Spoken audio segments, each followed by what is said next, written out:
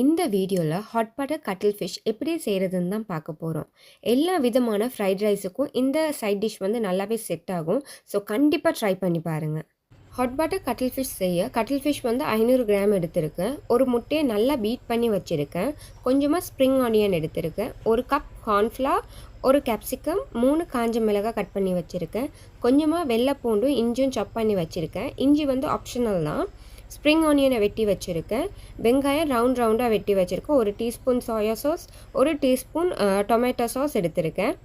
இப்போ கட்டில் ஃபிஷ் எல்லாம் நல்லா கோட் பண்ணி வச்சுருக்கேன். இப்போ பொரிச்சிடலாம். இந்த அளவுக்கு வந்தோன்னே எடுத்தால் சரியாக இருக்கும். எல்லா கூடையும் இங்கேயும் சேர்த்துக்கொள்ளும். வெட்டி வச்சுருக்கேன். ஸோ அதை சேர்த்துக்கொள்ளும். இப்போ காஞ்ச மிளகாவையும் சேர்த்துக்குவோம். சோயா சாஸ் 1 டீஸ்பூனும், அப்புறம் வந்து டொமேட்டோ சாஸ் 1 டீஸ்பூனும் எடுத்து வச்சுருக்கேன். காரத்துக்கு ஏற்ற மாதிரி சில்லி ஃப்ளேக்ஸ் சேர்த்துக்கோங்க.